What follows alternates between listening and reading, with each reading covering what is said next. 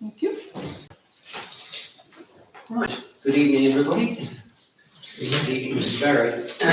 So the first item is to receive apologies for absence. I'm assuming there are apologies from David Fuller. Work commitments. We accept those apologies? Yes. Well, now the next item technically on the agenda is representation of interested parties. On the basis that we're still hoping that Mark Benz will join us, we could get rid of a couple of other formal things and see if he's with us by that point. Otherwise, we don't crack on. It won't take very many moments. So skipping an item, next one is declarations of interests. The first is any disclosable pecuniary interests to declare. Second is any other interests to declare. Yeah, Mr. Berry is the owner of the building in which I work, Right, if you like. yes. So he's technically my. Yeah. Yeah. So I'm going to excuse myself from the first one. The first one. I also know the owner of 71 at West Street. Whilst we're on that tack, I suppose I had better make it clear, although I'm sure everybody would have known it anyway, that Mr. Berry and I are sort of professionally acquainted.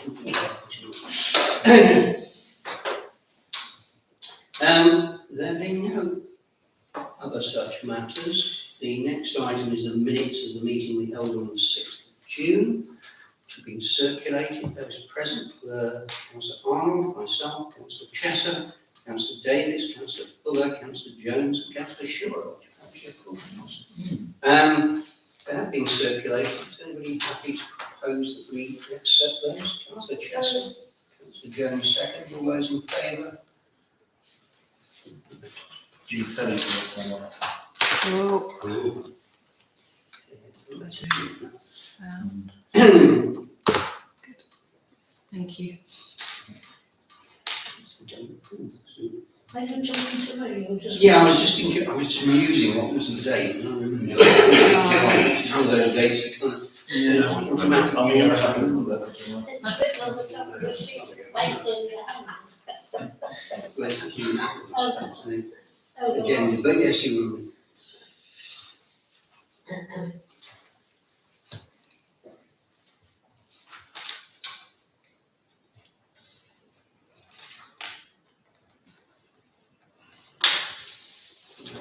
I said that wouldn't take very long.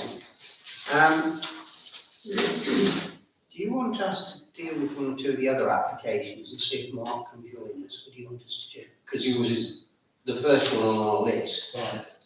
Yes, please deal with the other three. Right, I don't think they're going to take I us need very to long either. because we need to crack on. Yes, I appreciate you want to move on to a second meeting. Right, well, since we're taking everything vaguely out of order, the second application on the list, 5 Taney Court, a proposed single-storey rear extension. Not, I suspect, a particularly complicated one from our perspective. There's an existing conservatory and lobby. The plan is essentially to get rid of that and build a new single-storey extension, which will provide a sitting and dining area and a downstairs WC. Extension will be constructed in the same materials as the existing dwelling, i.e. rendered blockwork with concrete pantiles, white UPVC windows and white UPVC bifold doors.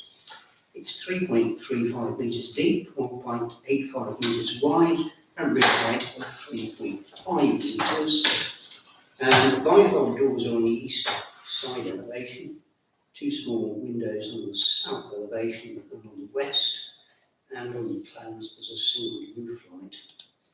No impact on access or parking, no trees or hedges needed to be removed, and as of the weekend there were no comments on reporting. So, the usual trick of wandering around and see if we can look at those. So,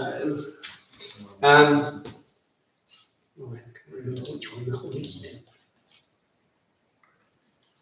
Right, Oh, that's so just showing there's the application. proposed extension there, seen as it were, looking down on it, so there's the roof light there, and the dimensions which I mentioned.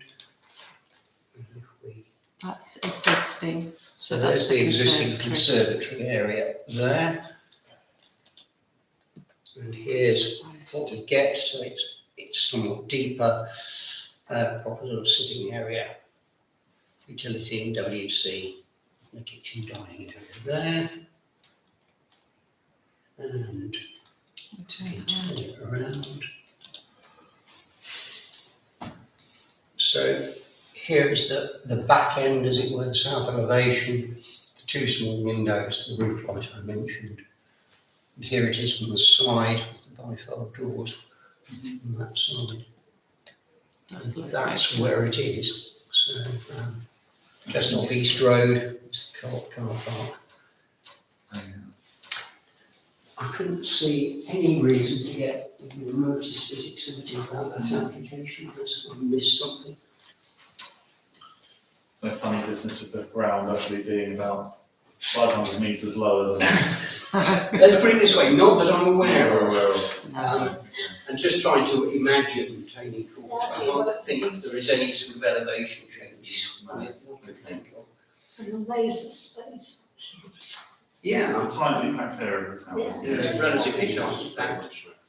I don't know, is the location plan on there as well? Just No, sort there of- is, but Yeah, yes, that was the one we looked at. And when you look at it, it doesn't seem from that as if there are going to be any great issues caused by this extension. Bear in mind, of course, it's only a single tucked story. in, isn't it? This is the one here that's had a massive extension on it as Massive. well. Ah, that's the Huge one, yeah. extension. So it's next door to that. So, any reason to object, or shall we say no objection? No objection. No objection. Yeah. No objections all round. Now the next one is interesting. I looked at it, I saw that it related to a dovecote at Dairy Farm on Stoke Road, an LBC, and I thought, oh, vaguely interesting. What you actually then see is the paperwork for a much bigger application. Dairy Farm is one of the allocated sites for residential development under the Rural Northampton Trusted Plan. And it hadn't come forward, and it hadn't come forward, and it hadn't come forward, and I must admit, I think everybody assumed it was never going to come forward. It is, but that's not the application currently before us. But the paperwork, if you like, that you look at and you think, how can it possibly be that much for a dovecote? The answer is that that's actually the paperwork that's going to accompany the main application. The main application isn't what we're looking at yet. So we're purely looking at the dovecote, which of itself is a rather interesting building. It's in the conservation area. The dovecote itself is Grade 2 listed. In fact, only listed in 2000. It's 18th century, coarse rubble stone with a stone slate roof, single story, doorway and south gable and small window in each side. That's what the listing said. The paperwork accompanying this application, which, as I say, goes much, much wider, so you have to trawl through it to find the bits that relate to the dovecote. But the dovecote is said to be in poor condition and at risk of further deterioration. And the pitch roof is in particularly bad condition. The temporary roof covering has since failed. And what they're saying is that we want to make it wind and watertight. So the walls are to be repaired and repointed, cracks made good, stones pierced into matched coursings required, where missing, roof to be made good with existing timbers retained as far as possible, new timbers pierced in like for like as required, Collie Western slates to be salvaged and retained and relayed where possible, and any missing pieces pieced in like for like. Internally, there's some big pictures of all of this. All four walls are full of little boxes, nested boxes, that are either brick or stone, and essentially they're going to be kept. And interestingly, the idea is that it's going to be a batterized. No doubt there is a bat issue on the site. And one way of managing to get all development through is, of course, to have some sort of purpose-built bat accommodation. The battery. Somebody had to come up with that, I suppose, but yeah, very good. I can't think that I've ever seen that before on anything, but we've got it now. There aren't any comments at all on the actual website. Historic England merely saying that they offer no specific advice and leave it to the conservation officer. Whilst we could try and look at some of the things, and there are pictures of this stuff cut in the papers, and if anybody wants to look at it, we'll find them and put them up on the screen. But it occurs to me that if the thing is in the state that it's reported to be in, having it renovated at this stage in appropriate materials so that it can be saved makes a lot of sense. If you do trawl through that, you'll find some pictures of this delicate condition. Yeah, further down, Quite a way quite a way down. What document is that? Is that the? Heritage Heritage statement. statement. Heritage And impacts. you can see the roof, figure 14 shows the state of the roof on Thanks, it. A bit further on, keep going. very close, down, very close, a bit more. Right, those are some rather Keep going. old pictures. There's much more modern Google. There we go. Right, there we go. So, this is the building in question. You can see that the roof is in a state. I don't think you need to be much of an engineer to figure that out. And there you have the rather interesting inside, and you just get a slight view of the roof. Don't worry about the bottom things there to come whether next month or at some other point. It occurs to me that when we have looked at applications for work to listed buildings, one of the things that we frequently come across, of course, are comments that say, where at all possible, don't simply replace material if you can retain the old material. As much of it as possible should be retained. Certainly reading the document and the way they propose to do it, it sounds as if that is their broad intention. Of course, one may say that road to hell is paved with good intentions. I'm sure that the conservation officer will have a view on that. It may be that we will simply say no objection, subject to the conservation officer's view. I think I'd be tempted to append to that some comment along the lines of that wherever possible, original materials should be retained, stroke reused, like Collie Weston says, that some of them may be salvageable on that route. But otherwise, I'm not sure there's a great deal more to be said. Anybody got any views on it?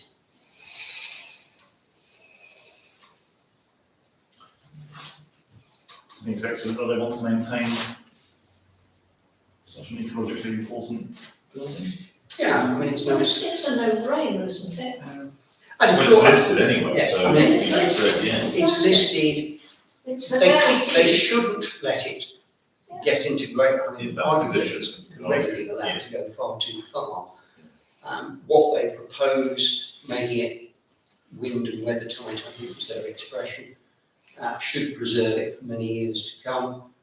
Apparently it's quite a typical Northamptonshire dovecot of that vintage. So I suppose, yes, it's nice that it's retained. To some extent, it'll be a feature of that development. As I say, I'm tempted to say simply, as long as the conservation officer is happy and will make every effort to maintain original materials, we should probably simply go along with it. Councillor Shilbury. I mean, as you well know, I mean, the real historic value is on the inside rather than the outside, so to speak, of this particular building. And you can actually see the building from the road, and you can see from the road that the roof is in a very bad state of repair. I mean, there clearly must be a lot of water going through that roof on occasions. So from my point of view, the sooner that it's actually brought up to scratch, because at the moment it's just going to rack and ruin. So I think we should encourage it.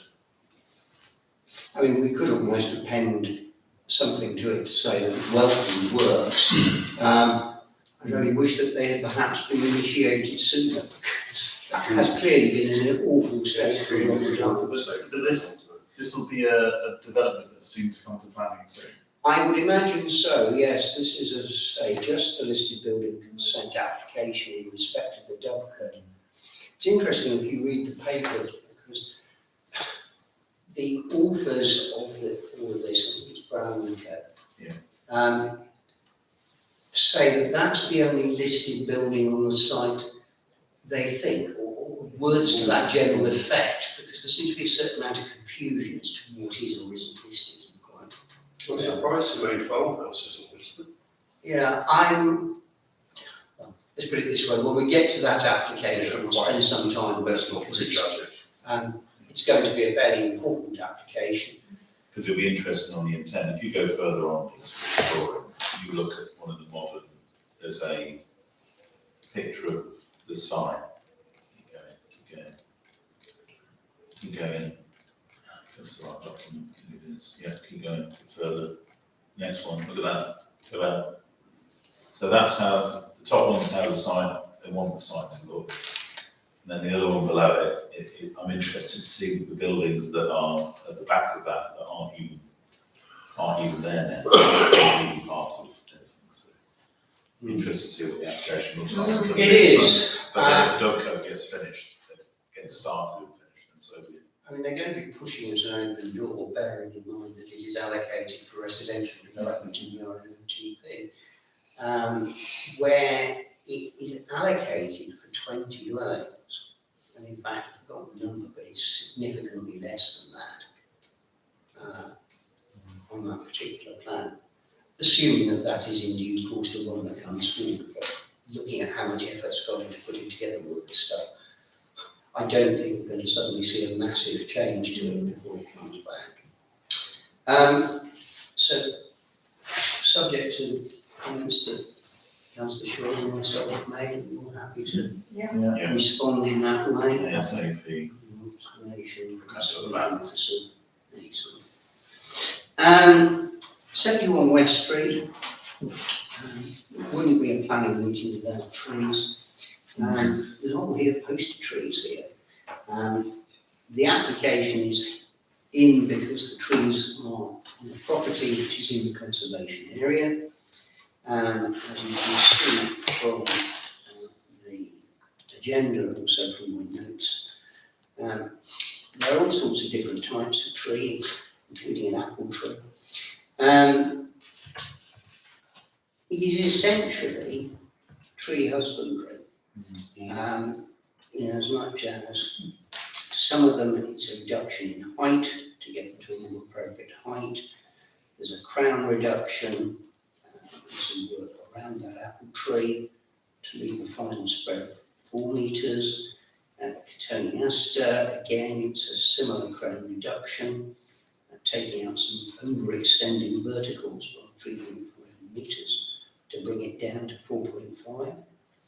It's therefore suggested currently at 8. Conus, crown clean by removing various things. And the laurels seem to have, if I've understood this right, grown over from the adjoining property and what they want to do is cut it back, in essence, to the boundary. It looks like the sort of one covered by general planning policy, which would lead to suggest that unless the tree officer has any objections to that which is proposed, we would not object. Has anybody's got any stronger views? I don't. It all looks as if it's been carefully. Yes, I Worked think out. it's Mr. Bennett, who's, one of the local tree people whose Yeah. stuff we usually see. There is literally, I think, just the application, It doesn't look perhaps a like location plan on the site. That's There's it. no sort of tree report or anything like that, but to some degree, given the nature of what's been asked for, I'm not surprised. haven't gone any further. There's no removal of anything. No. All happy? Yeah. No objection. I've worked my way through the other three applications because there are already three other ones. I don't know where Mark's got to, but I think what we'll crack on anyway. We can do this in two ways. Either, if you want, by all means, sort of talk us through it a little bit first. You're here, so if anybody's got any questions either at that point or during the course of any deliberations you're having on it, doubtless try to help us out. Lisa, if you can get it back up and have us with the, I don't know what it is, but it's one of them has got, you had it up earlier. Yeah. No, it's not that one, it's the other one. It's that one. It's the one which shows, That's yes, it, yeah. That's it. the property and its proximity to other properties. Sort of site plan issue. Yeah, Location plan. and you can also see from that location plan that at the bottom end, there's the access from South Road and it goes all the way through to Right, Wall right. Street. Back on this side. Perhaps I'll come around that side. We'll stand Tricky, in the way. yeah, don't trip over that wire. Okay, so the history of this land is, let's go this right. This goes up to West Street. That's a car park at the moment, from about there all the way up. And then there's a large garden, and then there's number 4, 2 and 4 West Street. Number 4 West Street, Vincent Sykes, and number 2 is the Air Ambulance. So,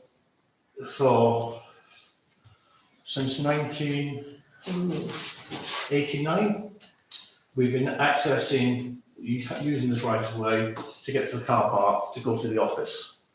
This land has always been spare land, effectively, which has really been used for gardening.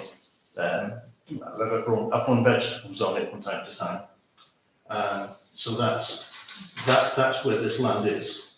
So it has a private access right of way to it. And we've got Mr. and Mrs. Taylor who live in this property.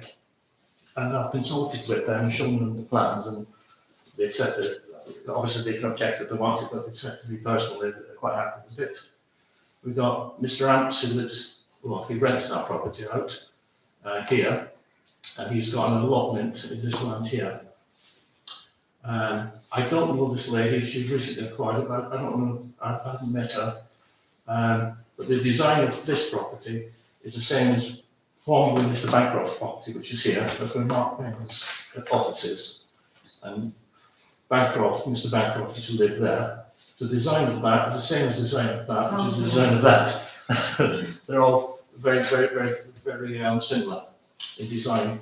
So, with the other plans that you'd see, there is no real windows overlooking this. And the same at that end, no real windows overlooking towards, that was Bill Honey's property, and Marion lives there, and Mrs. Honey. And so there's no overlooking there. On this side, it's a big car park, access car park. So there's some dormer windows, but nothing really to overlook there. And this side as well, I don't think it's going to cause a problem to any of the properties here, from an overlooking point of view. The design of it is, as I say, similar to these other two properties. Let me see if I can find them for Yes, you. you bring it up. There's some quite useful drawings. So Mark has gone to a lot of trouble to make sure that we aren't imposing ourselves on the other properties. We've got ample car parking, with 3 spaces for car parking there. The planning permission for my office is to provide 10 car parking spaces, but we've got a lot more land, we provide much more than that. And taking the spaces we've taken here won't affect that at all. The idea is that eventually I will retire, and this is, their intention is to probably move to here, which will free up my house, which is on Blackthorn Road, which is a 6-bedded property, so we free that up for other people. What can I tell you about this? The way it's been arranged is it's in 2 parts, I think, because on the upstairs part, you can't go from one to the other, you go downstairs and go back up again, so there's two staircases. Because that's a small single-storey part in the middle, with 2 stories on each side. Anything else I can add? I'm not a planner, so I can't tell you too much about the plans.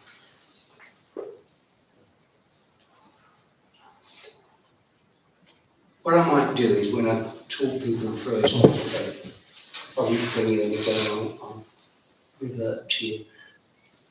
There isn't, just as a general observation, although there's a small amount of greenery, as it were, around the edges of the property, it seems to have very little garden area. That's the courtyard area, that'll be the main area.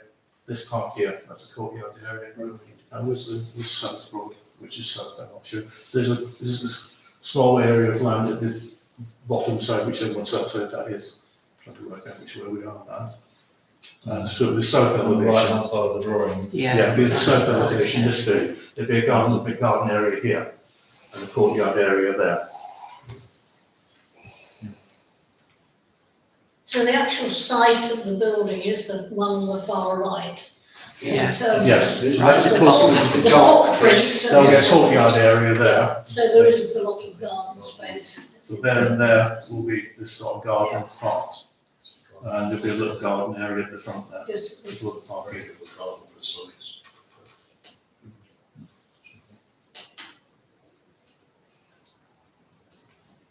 As I recall it,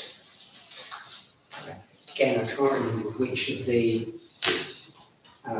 floor plans it is, but there is one.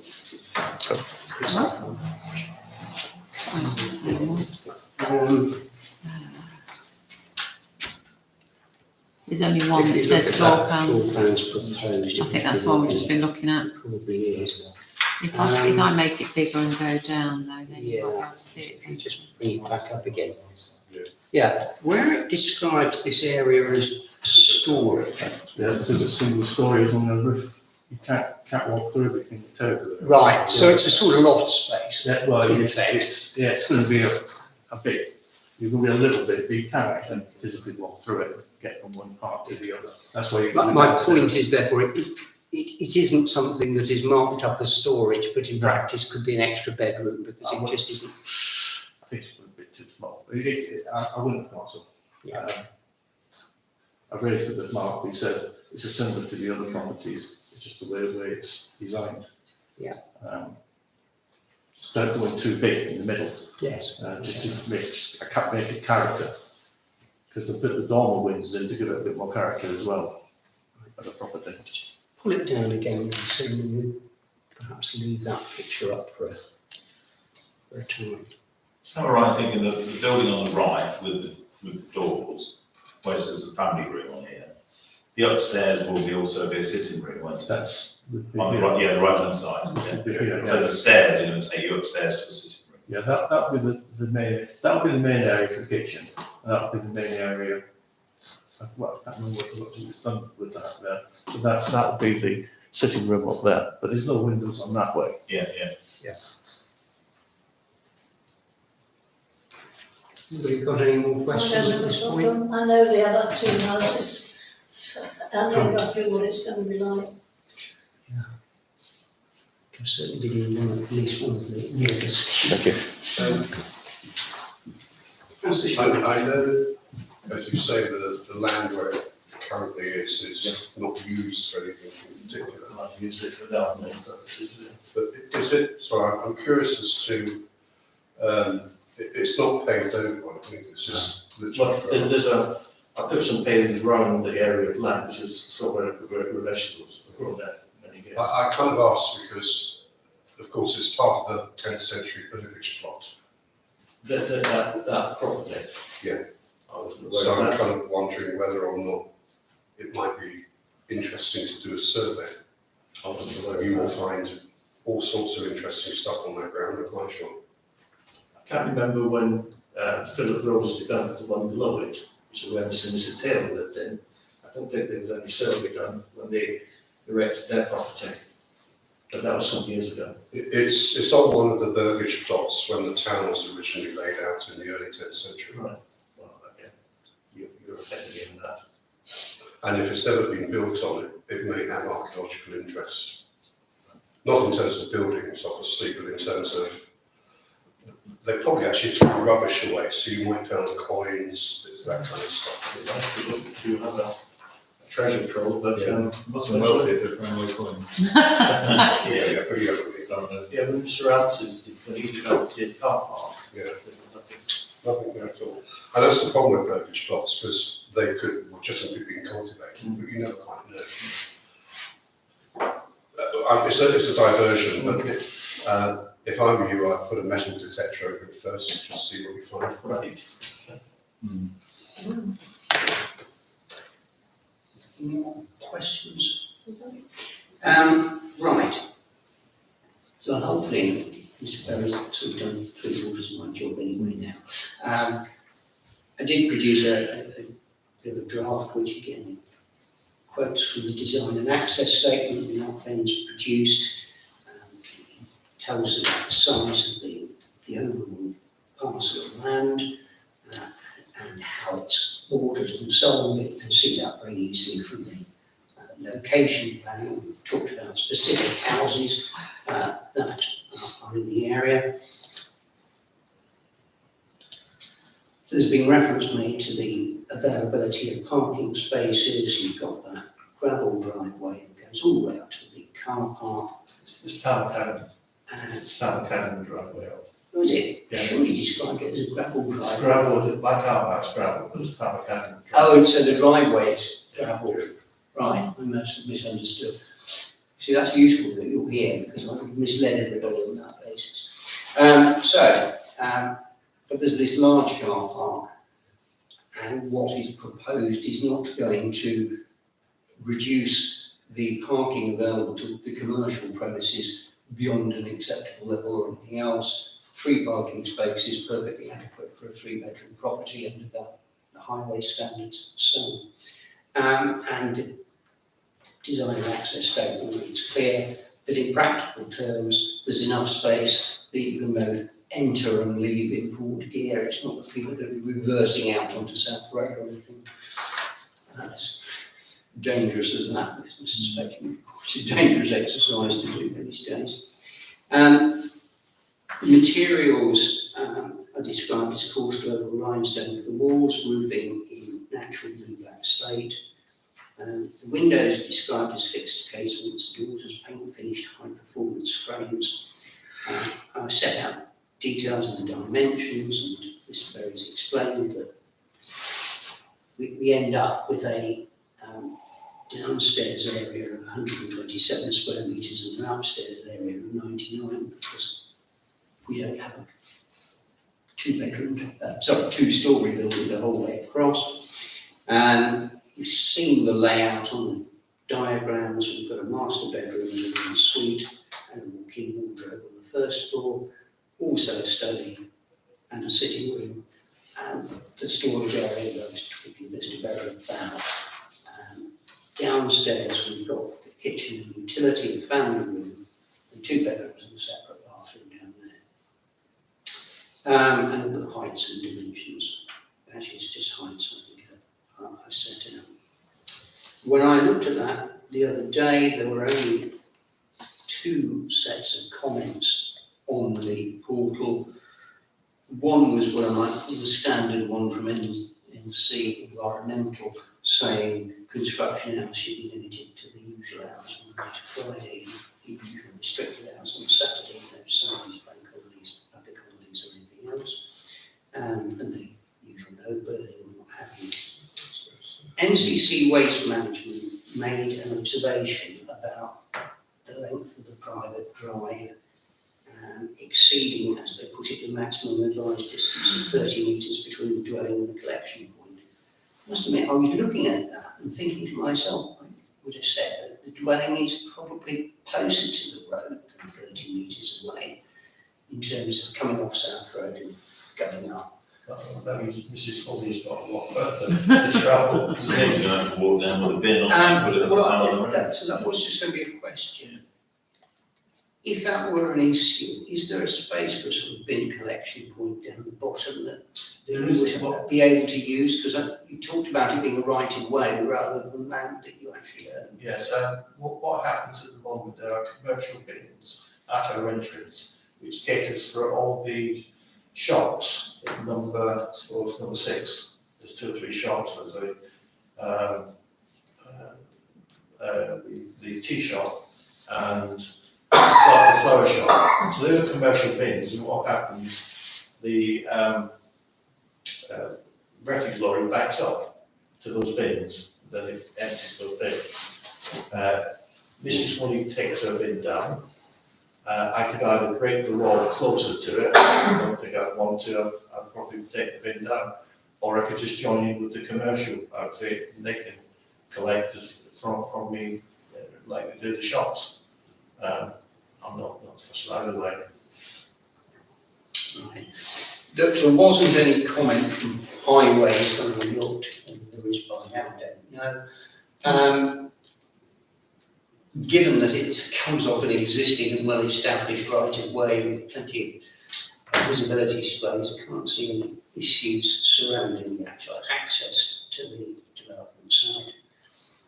Councillor Shaw's point was an interesting one, as to whether or not NNC would want to put in a condition or anything else about some sort of archaeological look at the site before development. I don't know, but given what's been said, I'd be sceptical that they'd do that, but it doesn't mean to say that we couldn't make an observation that that should be considered at any rate. The only thing that struck me in relation to it when I looked at the plans and everything else was the point I was making earlier, that although it's only a 3-bedroom property, it's not an insubstantial 3-bedroom property, and it does seem to occupy quite a large part of the available plot. But I'm not sure that I've really got any issues with it on that ground either, in terms of any development or anything like that. I think on balance, certainly from my perspective, I've struggled to see any real basis for an objection to this, but again, throw it open to other councillors for their views. No, I'm put my cards on the table, not necessarily a lover of infilling of land in a conservation area, but unfortunately, as has been said all the way along that piece of land, all along South Road, all fields, so it's one, and I've looked at the photographs and it looks almost identical to Mr. Bancroft's building, so that's my view. Yes, again, when I first looked at it, I thought, oh, that looks a bit unusual, and then of course, as you think about it, it's not quite so unusual for the area. Point Councillor Davis made. Anybody else got any? Well, it's not as if there are listed trees or anything.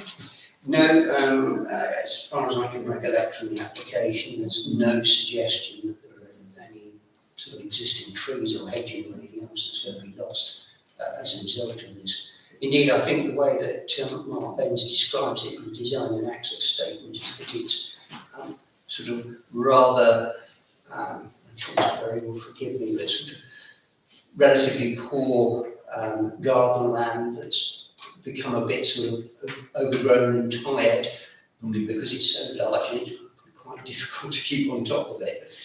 I suspect, therefore, that if there's some residential development there, the whole area will actually be pretty rather smarter in appearance than it currently is.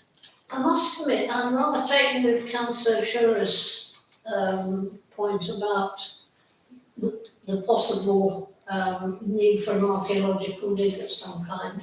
But presumably that is considered anyway, is it? I would imagine so, but I mean, we could certainly make the point that it should be considered.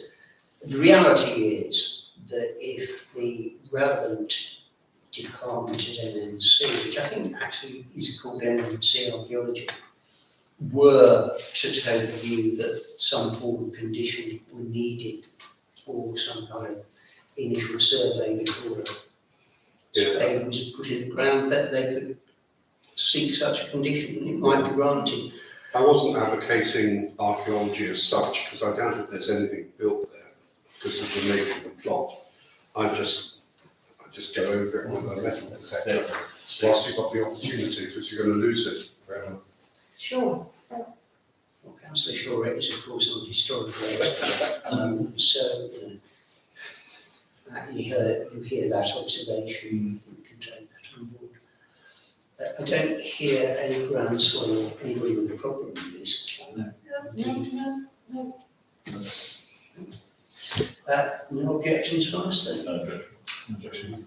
Thank you for being here and being helpful, particularly if Mr. Benson didn't make it. I apologise for it. Yeah, well, no harm done. Thank you very much. Thank you.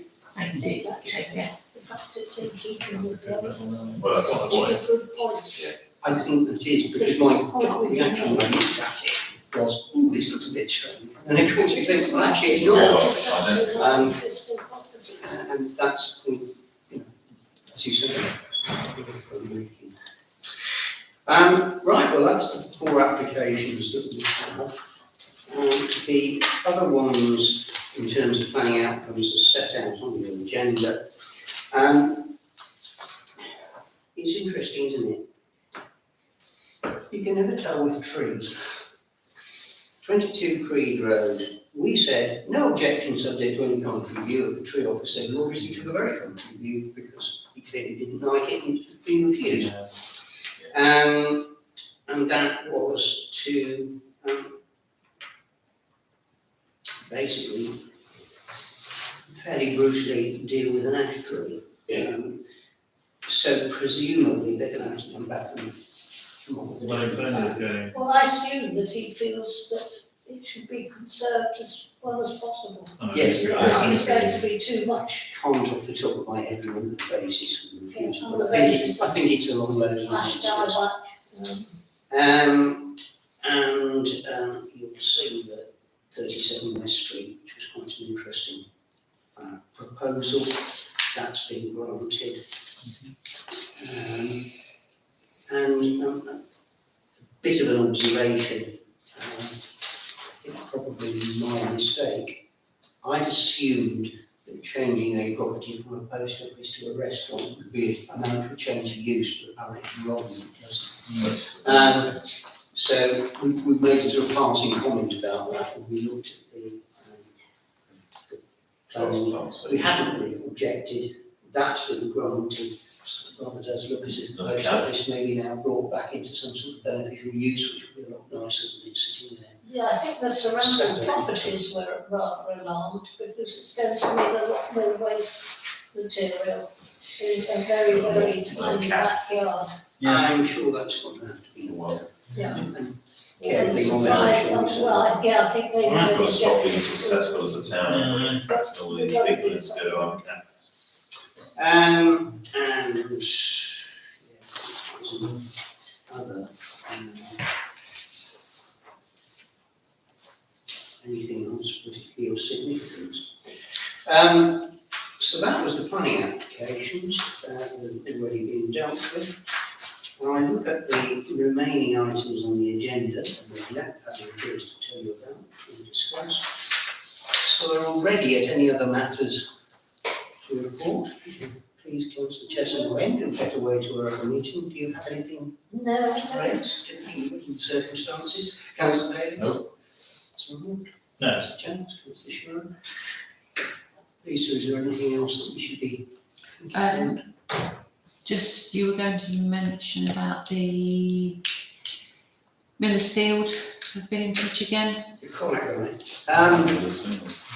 Yes, you may recall we had a presentation from the latest people who have been commissioned by the owners of Mansfield, the family, and we looked at their presentation, and I have to say, we didn't really like it very much. It was considerable overdevelopment. Literally yesterday, I got an email from town again saying that they were revising their plans, having taken on board comments that had been made, including our own, and I think that we're reducing the numbers quite significantly, and from memory, and I've got to bridge stop, I think they were reducing it down to 14. which is interesting because when we looked at that as a site for our ill-fated neighbourhood plan, I think we said that it was probably suitable for 10. So it sounds as if it's getting much closer. The gentleman concerned wanted an opportunity to engage, broadly speaking, said he wanted to engage with myself. I emailed him back and pointed out that we actually had a meeting tonight, but that obviously it wasn't on the agenda, so we couldn't discuss it, but I would just sort of flag it. Which happily he sort of reminded me, because I can't really go into that. We could have this on our agenda for August and invite them back again. It would seem logical unless they need to do it sooner, in which case I'll have to see whether I can go up with a time to meet with him, virtually or otherwise. But would we be happy to have him back? Are they putting an application in shortly? It wasn't clear to me whether they were planning on launching it quickly. I would think that we went back and invited them to our next meeting. If they were planning on wanting to get their application in sooner than that, he'd ask if it was possible to have a meeting more quickly. And if that's what's required, obviously I will listen. I can't clearly commit the council to anything. I'll just be there to listen with a view to briefing you all in due course. But I think it would be preferable, since they've been here and talked to us once, you get them back to do it again. We've got a meeting in August. We always have a planning meeting in August. Do we? So The it will be 1st of the, August. it will be the first Yeah. Tuesday in August, whenever the meeting is. And I'm not, at this stage, aware of any other matters other than whatever planning matters come up. Though, of course, it's not beyond the bounds of possibility that we might get the dairy farm application. I would see all that on there. And that's going to take us a little while. It's short to look at. August is often a quietish month for applications anyway. So I'd have thought we'll have time to have a presentation from the gentleman concerned. We can probably cut the time down because he's already presented what it is, just a question showing us what they're now proposing in response to the comments we made earlier. So everybody happy that you asked them on to Yeah. August and see if that will suffice. Thank you for reminding me of that. I have nothing else, so that just after 8:15, I'll call the meeting closed. Well done.